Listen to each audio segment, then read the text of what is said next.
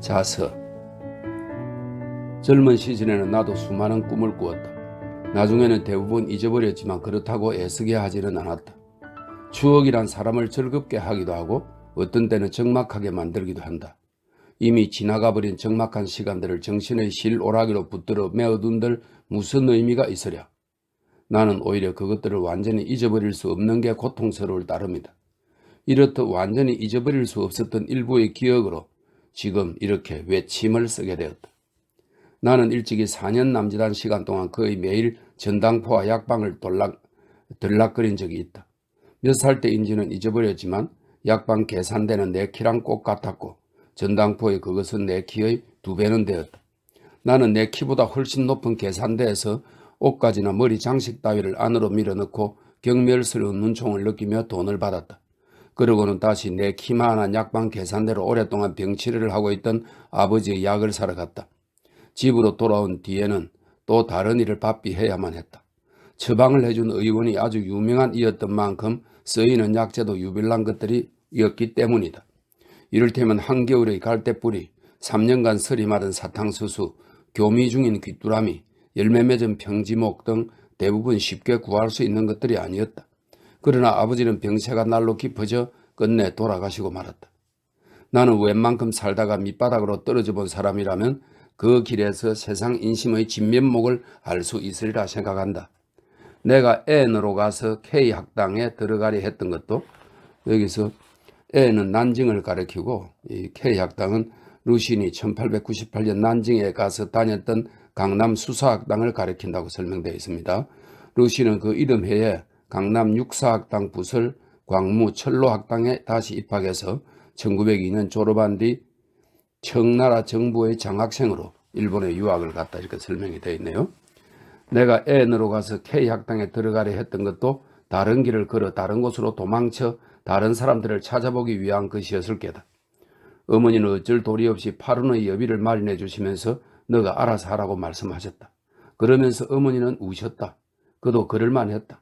왜냐하면 당신은 공부를 해서 과거 시험을 치는 게 정도였고 이른바 약물을 배우는 것은 사회적으로 갈 곳 없는 사람들이 영혼을 서양 오랑캐에게 팔아넘기는 것으로 치부되어 그 배는 되는 수모와 배척을 당해야 했기 때문이다.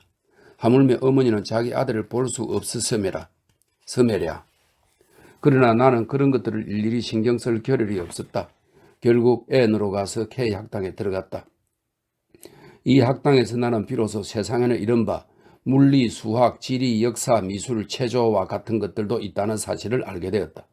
생리학은 가르치지 않았지만 우리는 목판으로 된 전체 신론과 화학 위생론 등을 볼 수 있었다. 이 전체 신론은 영국인이 지은 생리학 관련 서적으로 1851년에 번역되어 광둥의 진리푸 이지쉬에서 석인본으로 간행되었다 이렇게 되어 있고, 다음에 화학위생론은 영국인이 지은 영양학 관련 서적으로 1879년 상하이 광학회에서 표현했다 이런 설명이 있네요. 이런 것들을 볼 수 있었다는 거죠. 그러면서 내가 여전히 기억하고 있는 옛날 의원들의 이론이나 처방을 이제 알게 된 것들과 비교해 보고는 한의학은 의식적이건 무의식적이건 일종의 속임수에 지나지 않는다는 것을 점차 깨닫게 되었다. 이와 동시에 그들에게 속은 환자나 환자의 가족들에 대한 동정심이 일었다. 아울러 번역된 역사책을 통해 일본의 유신도 대부분 서양 의학에서 비롯된 것이라는 사실을 알게 되었다. 이러한 유치한 지식 때문에 나중에 나는 일본의 어느 시골의 의학 전문 학교에 적을 두게 되었다. 이것이 루신이 1904년에서 1906년까지 다녔던 센다이 의학 전문 학교를 가리킨다. 현재 도호쿠 대학 의과대학의 전신이라고 설명되어 있네요. 의학 전문 학교에 적을 두게 되었다. 내 꿈은 아름답게 부풀어 올랐다.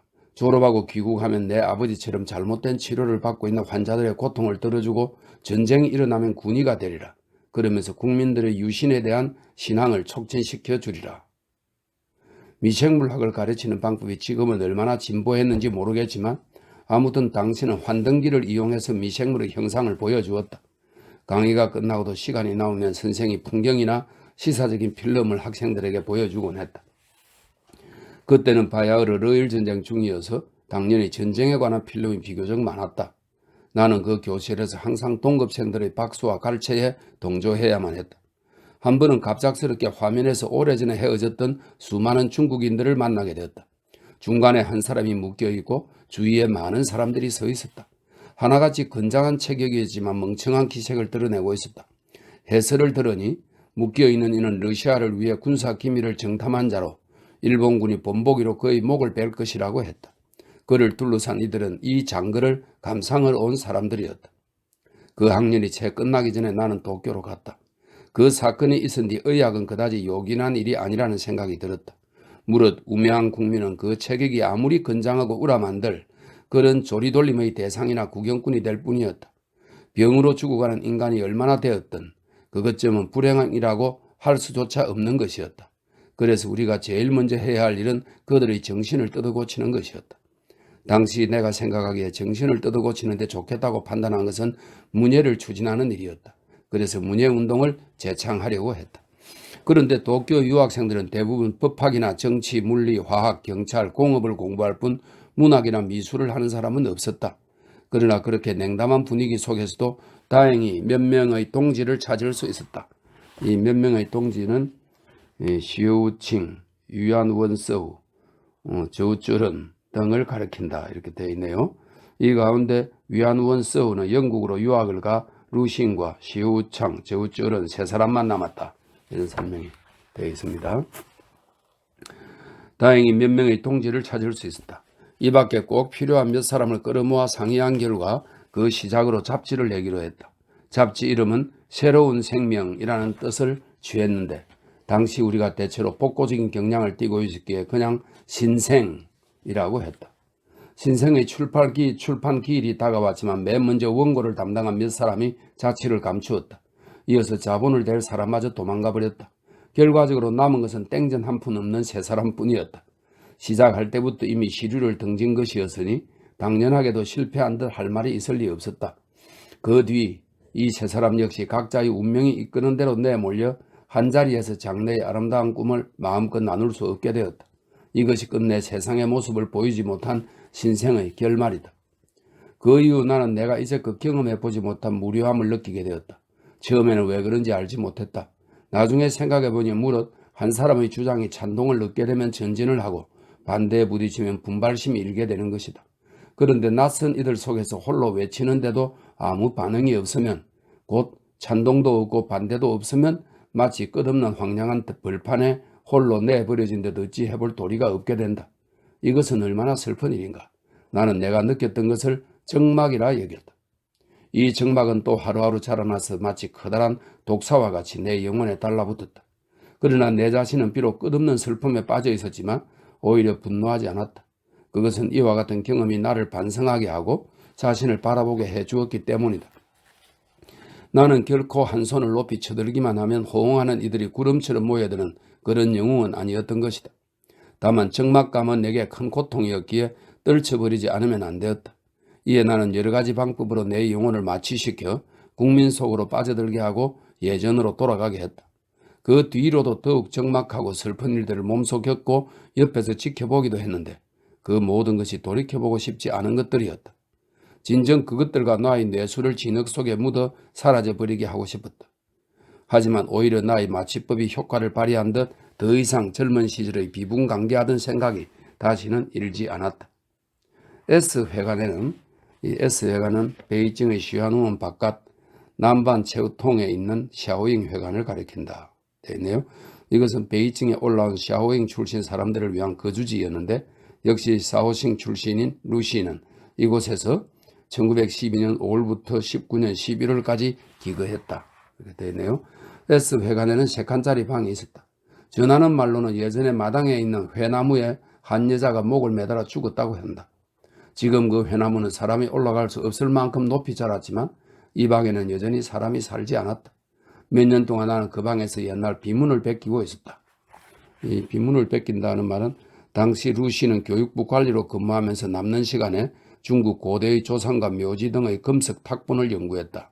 이것들을 모아 나중에 육조 조상 목록과 육조 묘명 목록으로 묶었다.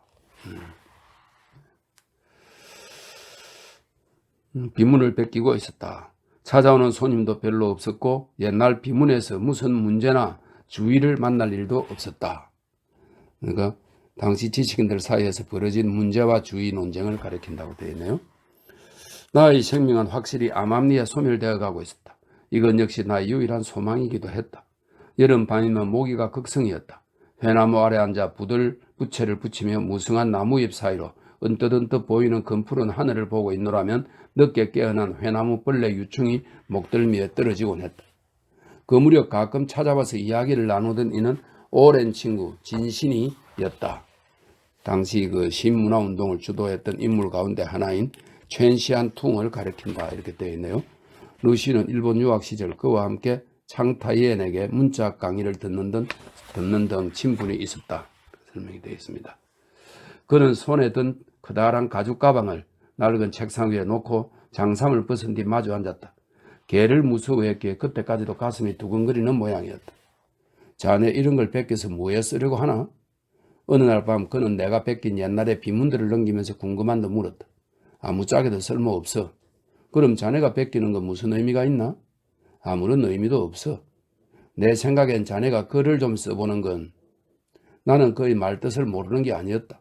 그들은 한창 신청년이라는 잡지를 내고 있었다. 하지만 그 당시에는 특별히 찬동하는 이도 그렇다고 반대하는 이도 없었던 듯하다. 내 생각에는 그들도 아마 적막감을 느끼고 있었던 듯했다. 아무튼 나는 대답했다. 만약에 말이네. 창문도 없고 절대 부술 수도 없는 쇠로 만든 방이 한 칸 있다고 치세. 거기에 많은 사람들이 깊이 잠들어 있네. 머지않아 숨이 막혀 죽을 거야. 하지만 깊이 잠이 든 상태이니 무슨 죽음의 비애 같은 건 느끼지 못하겠지. 그런데 지금 자네가 큰 소리를 질러 비교적 의식 있는 몇 사람을 깨운다고 하세. 그러면 이 불행한 몇 사람은 가망 없는 임종의 고통을 느끼게 될 텐데 그렇게 되면 자네는 그 사람들에게 미안하지 않겠나? 하지만 기왕에 몇 사람이라도 깨어나면 그 쇠로 된 방을 깨부술 희망이 절대 없다고는 말할 수 없지 않은가? 그렇다. 비록 내 나름의 확신이 있었지만 희망을 말하는 데야 그것을 말살할 수는 없는 노릇이었다. 그것은 희망이란 게 아직 오지 않은 미래에 있는 것이라서 내가 절대 없을 거라 증명한들 있을 수도 있다는 그의 생각을 바꿀 수 없기 때문이었다. 그래서 결국 그에게 글을 쓰겠노라 응답했다. 이것이 최초의 소설 광인일기이다. 이 뒤로 이왕 내리린 발걸음을 거둘 수 없어서 친구들이 부탁할 때마다 소설 비슷한 걸 몇 편 썼더니 거기에 쌓여서 10여 편이 되었다. 나 자신은 이제 어떤 절박한 마음으로 무언가 말을 해야만 하는 그런 사람은 결코 아니라고 생각한다. 하지만 그 당시 내 자신의 적막한 비애를 아직도 잊을 수 없기에 때로 어쩔 수 없이 몇 마디 고함을 내질러 적막 속에서 분투하는 용사를 위로함으로써 거리낌 없이 앞장서게 했다. 나의 함성이 용맹한 것인지 슬픈 것인지 가정스러운 것인지 가소로운 것인지 돌아볼 겨를은 없다. 하지만 기왕에 외치는 것이니만큼 당연하게도 지휘관의 명령에 따라야 한다. 그래서 완곡한 필지로 약의 주인공 위얼의 무덤에 뜬금없이 화환이 놓여 있거나 내일의 산신의 넷째 댁이 죽은 아들을 만나는 꿈을 꾸지 않았다고 서술하지 않았던 것은 당시의 지휘관이 소극적인 것을 주장하지 않았기 때문이었다. 내 입장에서도 내가 겪었던 고통스러운 적막감을 내 청년 시절과 같이 아름다운 꿈을 꾸고 있는 젊은이들에게 다시 전염시키고 싶지 않았기 때문이다. 이렇게 말하고 보니 나의 소설이 예술과 거리가 멀다는 사실을 상상할 수 있을 것이다. 그러나 오늘날 소설이라는 이름으로 불리고 있고 게다가 한 권의 책으로 낼 기회까지 얻고 보니 어쨌든 요행이라 하지 않을 수 없다. 다만 요행이라는 게 좀 마음에 걸리긴 하지만 이 세상에 잠시라도 읽어줄 사람이 있지 않을까 하는 허튼 생각이라도 해본다면 그나마 기쁜 일이라 하겠다.